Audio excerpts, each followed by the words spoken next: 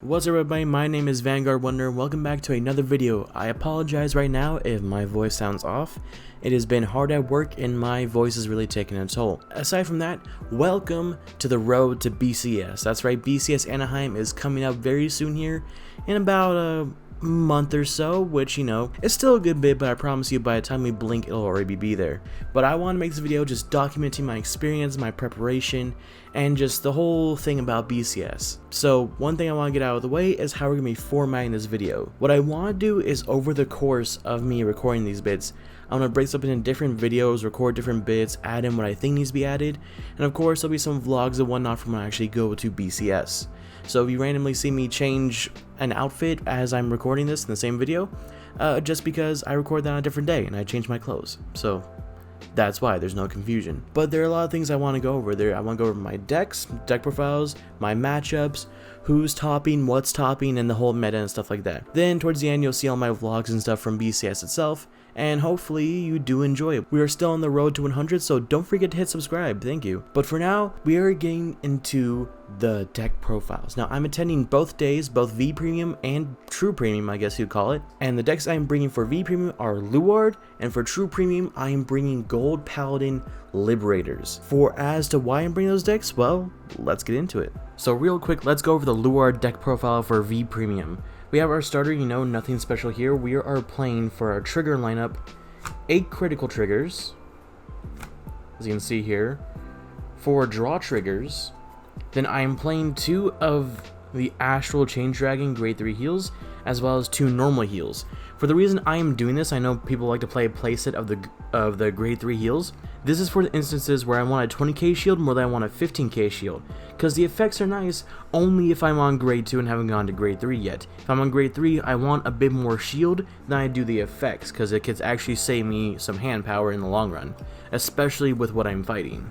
Now, this is a Luard deck. What would a Luard deck be without grade 1s? For instance, for our grade 1 lineup, we are running 4 Bronwyn's, the grade 3 Searchers. We are running 3 Luales, I think that's how you pronounce it.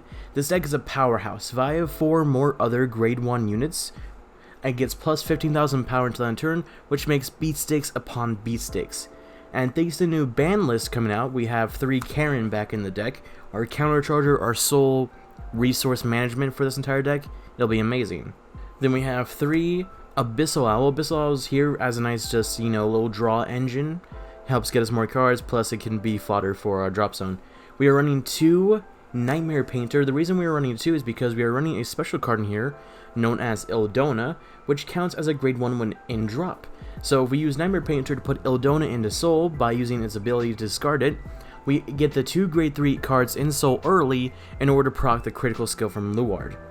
Then we have 1 Decremps. We're only running 1 Decremps as a defensive option in late game, so if we ever run out of guard, Decremps let us use our grade 1s as intercept as long as we have a Luard Vanguard, right? No, if my Vanguard is grade 3 or greater, that's it. So if my Vanguard is grade 3 or greater, if I'm on grade 3, no matter, all my grade 1s can intercept, which is amazing. Now we are on to the grade 2s. The grade 2s aren't as important in this deck, but still ever so needed. We are running 4 Leophales. It is our main grade 2 ride target, because we can counterblast 1, get a card out. With him, we can call out Karen, then countercharge that same counterblast we just used in the same turn, as well as use Karen's skill to Soul Blast to get the grade 1 from our soul into the drop zone for Luard's effect. And we are running 3 Drag Wizard Morfessas. At least I think that says Drag Wizard. It does! Running 3 Morfessas. Now you could argue to run a playset, but the reason I am not is because 1, if we run too many we're going to start riding it. I really don't want to ride her, I want to ride Leophale. Plus she gets our combos off, she counts as a grade 1 on field if I have a Luard as a Vanguard. And if I have 4 other original grade 1s, counterblast 1, pop herself to call a grade 1 from drop. Gets multi-attacks off, it's amazing, she's a great card. Now for our grade 3s, we are running, of course, 4 Dragheart Luard, 4 Drag Driver Luard, and 3 Origin Mage Ildona. Now Origin Mage Ildona was one of the new cards in Clan Collection, which has an effect of when we discard it, if we're on grade 1 Vanguard, we can reveal the top 10 cards of our deck, and if there are 2 or more grade 1s, which there should be, it's Luard, we can add a grade 2 that we hopefully see from the top 10 into our hand. So not only that, it counts as grade 1 in drop, it counts as grade 1 in deck, so it means it's searchable off Luard, and all around it's just an amazing card. People are going to run a playset of this to get maximum efficiency, but I think 2 is just the right amount, because even if we don't see it off the discard effect, we can still search it with Drag Driver, and when it attacks, I can counterblast 1, retire 2 other rear guards to draw 2 cards. So it's basically Pot of Greed equivalent in Vanguard. Well, there's a lot of Pot of Greed equivalents. It's Pot of Greed as a monster. That's the Luard deck out of the way. Let's get into something I really want to talk about, which is the matchups. So now what I want to talk about is the matchups we could be facing in BCS. Now, if you've taken a look at the top 8, top 16 cuts of all the BCSs from before Anaheim, since Anaheim is the last BCS, it's quite a myriad of decks that are making it. Most of all, which I want to talk about, is Steam Maidens. Now, I'm going to give my thanks to Casual Card Gamer, CCG, Jello out there, for helping me practice with the deck, because he's been whooping my ass left, right, and center with it in hopes to prepare me for facing it in BCS. Now, let me go ahead and get this out of the way and then give the deck its credit, because this deck is damn near unstoppable. It's so free, it's just free resource management. It's almost like you could just blink and you can automatically win, especially because of one card, Gear Colossus. I'll put a picture up right here just in case. And just making a Baldor effect almost every turn once you get to grade 3, it's insane, and there's little to nothing you can do about it. But I have hope, not only because I've seen other decks besides Steam Maiden's top events while Steam Maiden was in contention with them, but also because just of all my training, I've yet to find a clear solution on how to beat the deck. But hopefully for BCS I will find that way. If not, well, we can always just hope we never face it until higher on in the game. Another deck I really want to talk about is Leopold. Leopold Reverse especially. This deck is insane, especially with the reverse. All you have to do is lock a Leopold card. Could be original Leopold, could be another reverse you called, and then you can mill a card, and no matter what you mill, you get bonuses, you get crits, you get, I believe you get another Imaginary Gift Excel marker, and you get power to your front row. This deck is aggression incarnate and is one of the reasons why I hate Great Nature as a clan. But with Luard still stands contention because not only do we get our own crits and our own power stacking, we may not have as much multi-attacking as Great Nature does, but if I can keep the game going for a long while, then maybe I can have a chance in out-aggressing it. Because with Luard, I'm building force markers on force markers, so my columns are only get bigger as the game progresses, which will hopefully edge out a victory.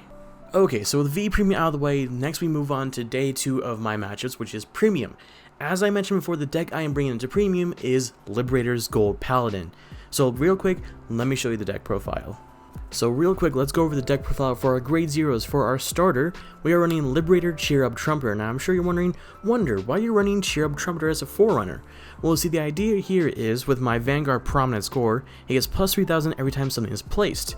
If I have Cheer Up Trumpeter and use his ability to put him in Soul to make my Vanguard get another plus 3000 every time something is called from deck, he gets plus 6000 every time something is called from deck, plus 3000 every time something is called from hand, which allows it to get a huge number of beat stick as a boss. Then we're running 4 draw triggers.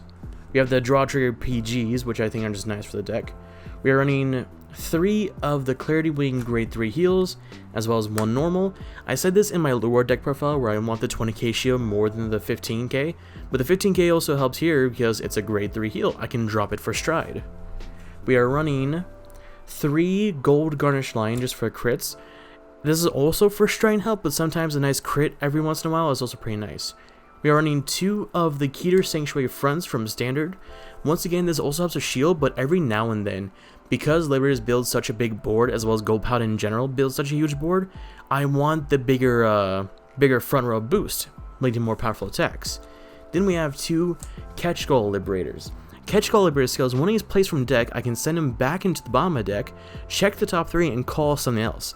So if I end up scooping him off instead of something like a normal unit from one of my Liberator skills, I can send him back and redo it. Plus we have a grade 1 in here that really benefits from this. And for our last card, I'm sure you're wondering what this last card could be. It is the Over Trigger. Now I don't have Ultima, so I'm allowed to use this, and the whole reason I don't have Ultima is because of this. One, I also can't afford it.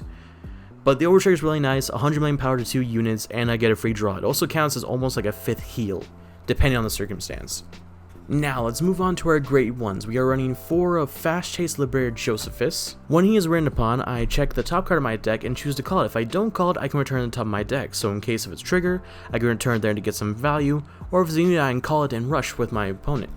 Then we have 4 Mayrain Liberator Bruno. His skill, whenever a Liberator is placed from deck, he gets plus 3,000 power. This is what I was talking about with Catch Goal earlier. So if I call Catch Goal, plus 3,000. Use Catch Goal skill, send to the bottom deck, call something else, another plus 3,000. This just helps the whole beat stick idea I'm going with. We are running 2 Force Liberator Zoran. Zoran's skill, when he is placed, I can put him into Soul, check the top 3, call a Liberator. This also helps with Mayrain Liberator Bruno getting more power, but as well in case I just don't need him, I can choose someone to call something else, or if I'm running low on Soul at that time. Then running 1 Dindrain. Dindrain is not a Liberator, but she is a countercharger, so that is the entire idea behind running Dindrain. For our grade 2s, we are running 1 Blaster Blade Liberator. Now, there is no real reason to running this card in any strategic way in any sense of the word, but my first deck when going in Vanguard was Liberators, and Blaster Blade Liberator was in the trial deck that I got. So, for sentimental value to me, I am running him. Besides that, we are running 1 of the old Oath Liberator Agavails. When he is placed, if I have a Vanguard Liberator, I counterblast 1, check the top 3, call something. This helps with building a field. Then we have, as well as that one, we have 3 of the V Premium Oath Liberator Agavails, arguably the better one. When he's placed on Vanguard, counterblast 1, check top 3, call something, but on rearguard when he attacks, you know what he does, he puts them to Soul, bounces back to hand after gain power. This helps for more bigger attacks and multi-attacking. The original one is more just to help obtain a field. Then we have 3 Liberator of Royalty Fallon, gets plus 5 when something is called from deck, and if he hits, I check the top card and choose to call it. If not, it goes back to the top of deck. So this also helps with the rush strategy, especially if I'm doing multi-attacks on my grade 3 turn, get multiple attacks off, or stack my deck for other situations. Then we have 4 Taciturn Liberator Brenius. Brenius is also a countercharger. His skill is when something is placed from deck, he gets plus 2,000 power, so he's also a beat stick in some sense, and he gets the abilities for when something is called from deck, when his attack hits, I can countercharge 1, and that stacks. So I have 2 cards face down, I've called 2 cards from deck. If he hits, I can countercharge 2 because he gets the ability twice. That's it for the grade 2s, let's quickly move on to the grade 3s. Now this is a Liberator deck. What Liberator deck would it be without running 4 Bluish Flame Dragon Prominence Core? He is our main boss, he is what's going to not accelerate combos, but he's what we want to end on most of the time. Gets plus 3,000 whenever something is called, and if I call an Aglavale when my opponent's Vanguard is grade 3 or greater, he gets a crit as well. Pretty good. We have 3 Holy Shine Dragon. We really want to use Holy Shine Dragon to get into Prominence Core here, and that's really it. Plus, he is also kind of Stride Fodder, because at the end of my turn, if I have 4 more cards in damage and he's in my Soul, I can add him back to hand. So I can ditch him for PGs, I can use him for, in case there's a Baldor effect on the field and I need to waste a card. Just a lot of use there. Then we have the main man himself, Bluish Flame Liberator Percival, the man who is banned in V Premium for some reason. Now, the reason we're running 3 of these, because I don't want to run too many grade 3s in my deck. I feel like 3 of these are just enough, because 1, in case I don't want to ride into Percival, here with Bluish Flame, I can go with Shining Dragon into Percival to get the extra gift marker. So the grade 3s out of the way, let's move on to our final part of the deck profile, the grade 4s. For our grade 4s, we are running 2 Golden Dragon Spear X Dragons. We're running 2 of these mainly because I can only afford 2 of these at the time, and it has the neat skill of Unite. When something is placed, when 2 or more rear guards are called, I should specify, Counterblast 2, I can stride him face down no matter what part of my turn I'm in, so long as it's before the battle phase. Plus, I can Soul Blast 1, flip up whatever, just for fodder, I can flip up anything in this thing, and check top 5, call 2. The only thing that sucks about this is it doesn't call up to 2, so it's a mandatory call 2. But that's perfectly fine because most instances we want to call 2. If we don't, we have other cards that can get us out of that. We have 4 Gurgwood Helioses, just an all-around amazing card. Let me real quick read this for the camera. Once per turn, Unite. Once again, if 2 or more cards were called this turn, choose another Gurgwood Helios from your G-Zone turn to face up. It gets +1 drive. Already amazing. Generation Break 3. This card gets 5,000 for each of my rear guards, so we already have a field set up, and we just want a really fucking ginormous Vanguard. We go into Gurgwood Helios. Then your opponent cannot guard grade 1 or greater cards from hand during the battle that's being attacked. Now that doesn't seem too bad because a lot of people want to guard with grade 0, especially the grade 0 PGs, but there are a lot of people running the new Nation PGs, which are grade 1, which is amazing for stopping that. We have 4 Glorious Reigning Dragons. Glorious Reigning Dragon is just an all-around amazing card, as well as, well, a lot of stuff here. I'm going to say that a lot. because not only will he allow multi-attacks, he countercharges, he soul charges, and he's an amazing card. Let's all quickly read it for the video. So counterblast 1, Unite. Choose another Golden Dragon Glorious Raining and turn it face up. Choose 2 of my raid cards and put them at the bottom of my deck. That also helps in case I'm like running low on deck count, so I don't deck myself out. When his unit attacks, you may pay the cost. If you do, look at 7 cards from the top of your deck, and I choose up to the same number of cards as face-up cards in my G zone and call them. If I call 3 or more, countercharge 1, soul charge 1. So once again, allows multi-attacks, countercharges, soul charges, 1 more could you want. Then, for our last normal stride, we have Golden Knight of Prosperity, Ivdarius. Now, Ivdarius is an interesting card, because her skill reads whenever something is called by ability, plus 5,000 power. Then when she attacks, I put all my rested rear guards at the bottom of my deck, then counterblast 1 and call 2 cards from hand. Then if I put 3 or more rested units to the bottom of my deck, she restands with drive -2. Now, there's a lot of things I'm sure I could run more of this. I could run another Spear Axe, I can run just a different stride in general, but the thing is, this has a little known X factor, because what's the last thing anybody's expecting a gold paladin deck to run? A restander. So she's great for a surprise, and she also helps with deck thinning.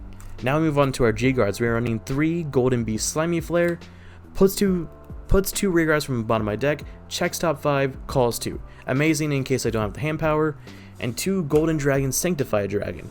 Now, for those of you who don't know, you are only allowed to use 4 generation guards, but you're allowed to run as many as you want. You can only use 4. That's rule here. So 5 is mainly for flip fodder. I can flip one of these, I can flip a Slimy Flare for an ability. It's just all around universal. That's it for the deck profile. I want to quickly talk about my matchup, so let's go. Okay, so real quick for the premium matchups. Now, the thing I want to clarify here is the premium format is so diverse right now, so for our first few matchups, it's going to be pretty random. I don't know really how to prepare for that, especially when there's so many interesting and cool ideas you can go with that I'm not sure how well I can be prepared. The only one I can really talk about to my knowledge is Narukami, which I think is a lose-lose situation no matter how we go to. We go first, we can't really stop its binding power. Plus with its reversing commander sweep strat, it's just completely insane. Especially if they end on Descendant, there's not much I can do about there. The only hope there is to rush it before I can, because the entire base on Liberators is to rush my opponent down before they can do anything. So I can hopefully finish them off in the first few turns. Not always going to happen, but that's what I want to try. So I think I've covered everything I wanted to cover in this little video before I head off to BCS. So I guess the only thing to see now is to see you there.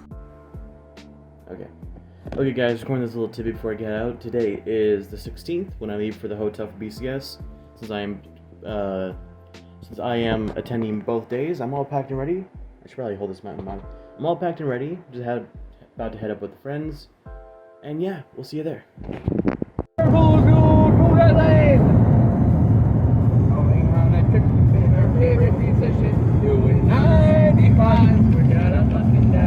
Well, made it to Anaheim finally. Let's look in the little park area. By tomorrow morning this time, it'll be packed with nerds, so that'll be fun. Okay. Hey guys, so first day of BCS here. We got here a bit too early, so we're the first ones. So, idea is rush rate, and we'll get in there. Keep you updated. Okay, what's up guys? Got registration down. We're heading to our matches. We'll head to matches in a few hours, I think. People are still coming in. Anyways, I'm going to keep you updated on the results through every time I finish a match. What's up, Rob? Yeah, what's up? YouTuber stuff. My guy, you should be vlogging in front of that. I can't. The music's too loud. Yeah, I got one in every corner. Yeah. I'll keep updating all the matches. Until then, see you after first round. Okay guys, just got done with my first round pairing. My first opponent was an Overlord deck, specifically the Cross. It was a little rough for him because he had to open with the end instead of the Cross in the first turn, and he was playing a lot of crits, so it made pressure extremely difficult. But I managed to ease out a win, and we're moving on to round 2 in about 5 minutes here. Alright, what's up everybody? Vanguard Wonder here now. Sorry to suddenly change formats from the way I was doing it at BCS, but the rounds were moving really quickly and I had no time to like sit and explain the matchups. So I figured why not, I'll just document my matchups as they happen, then I'll explain it later. So now we're back at home, not at Anaheim anymore, and I'll here tell you about my V premium matchups as they happen. Round 1 I already explained, but for round 2, let's get into it. Round 2 with my Lure deck, I fought Silverthorns, a very scary, very competitive deck, and I did lose to it, so my record currently at that point was 1-1, but it was a very close match. I felt like if I had one more turn, I could have edged out the win, but you know, you can't live your life with what ifs. Then for round 3, I fought Thav's deck. Now, Thavis is incredibly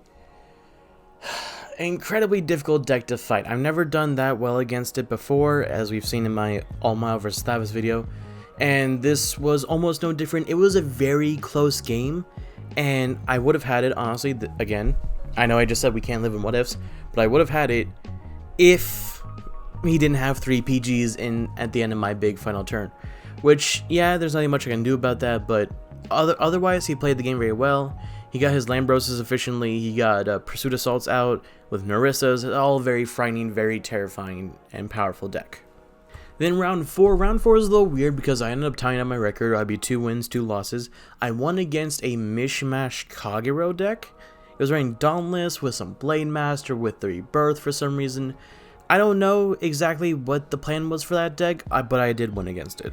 Round 5 lost to a deck that is the bane of my existence, which is Fenrir. I've never known how to play against Fenrir, how to counter Fenrir, because it's basically spicy OTT, because you're using Soul to stack your deck in a way, and it's like, it's a cool deck, don't get me wrong, and the guy I was playing with was super nice.